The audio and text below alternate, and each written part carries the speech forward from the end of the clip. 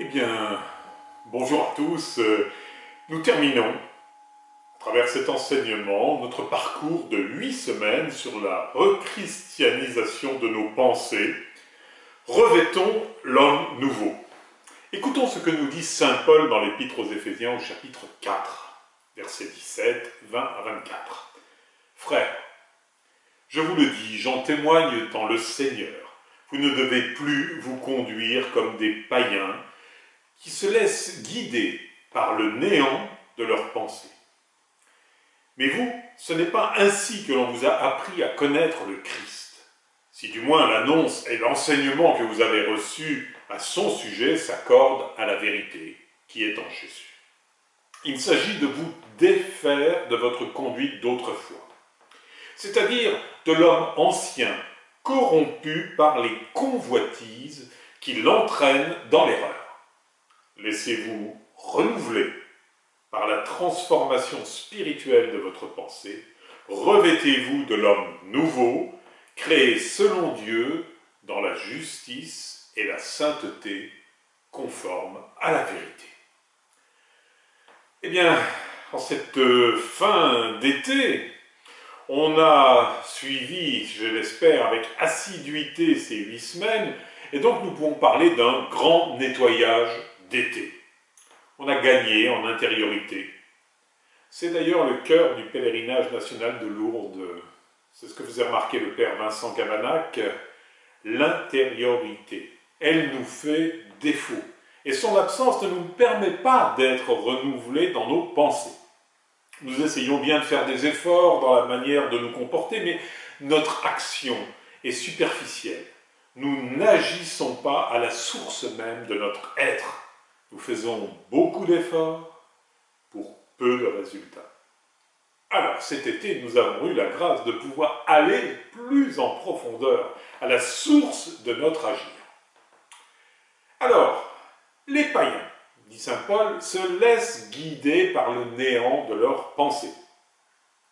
Le fait d'être chrétien de naissance ou de le devenir ne détruit pas le néant de la pensée païenne en nous.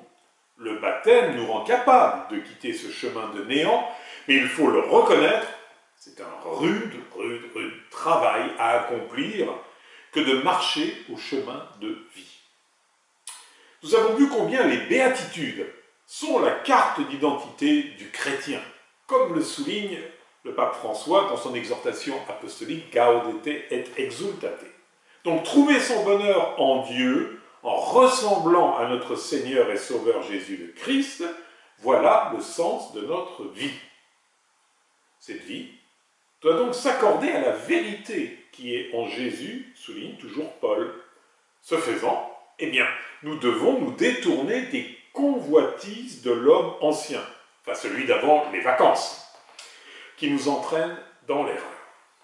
Que d'erreurs ne commettons-nous pas parce que nous nous laissons guider par nos convoitises.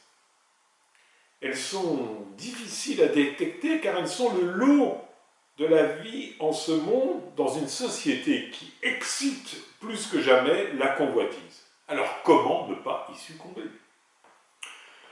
Je sais, il faut être dans le coup, performant à tout instant, rapide comme l'éclair, prompt à répondre à toute injonction reçue par mail, et malheur à moi si je cafouille, si je m'enlise dans les sables mouvements du web.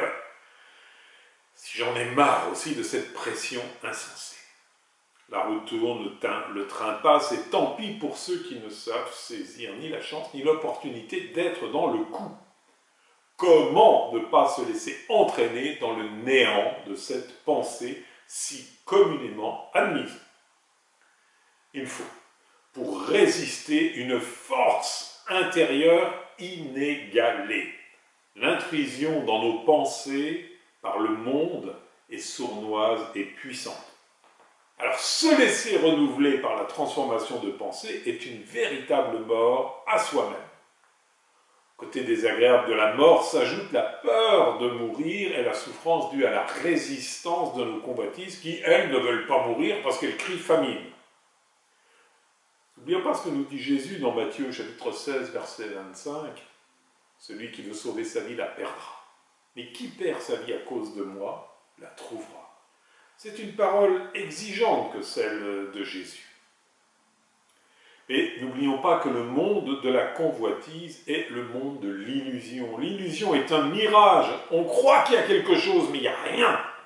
Eh bien, cette image même-là, cette image disparaîtra quand nous serons face à la vérité. Et c'est pour cela que Jésus nous dit, à celui qui a, on donnera, et il sera dans l'abondance. À celui qui n'a pas, on enlèvera même ce qu'il a.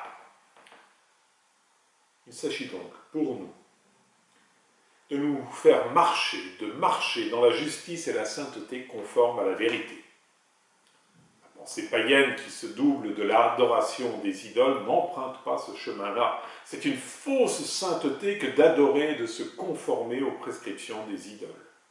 Et d'ailleurs, le 6 août de cette année, le pape demandait à ce que l'on détecte ce que l'on idolâtre. Son slogan de l'été, « Quelle est mon idole ?» Eh bien, enlève-la et jette-la par la fenêtre. Nous pourrions ajouter, et n'allons surtout pas la rechercher ensuite. Nous sommes ainsi faits que nos élans sont souvent de courte durée. Voilà, ces 8 semaines ont servi à faire naître un désir de longue durée pour une course de longue haleine. Ces 8 semaines ont créé les conditions de renouvellement de nos pensées. Ce serait une grâce que nous puissions continuer à marcher dès la rentrée, et bien sur cette voie du renouvellement de notre intelligence, de la dépaganisation de nos pensées et de leur rechristianisation. Alors, bonne fin d'été à tous, que le Seigneur vous bénisse, vous garde dans sa volonté. Je vous propose, eh bien, si vous avez du temps, de regarder ces 8 semaines, de faire le point, de continuer donc, deuxièmement, à se laisser renouveler par nos pensées, et surtout de rendre grâce à Dieu, de nous guider au chemin de la vie. Soyez bénis, vous pouvez nous retrouver sur le site www.monastère-com, imprimer cet enseignement, le méditer et le partager.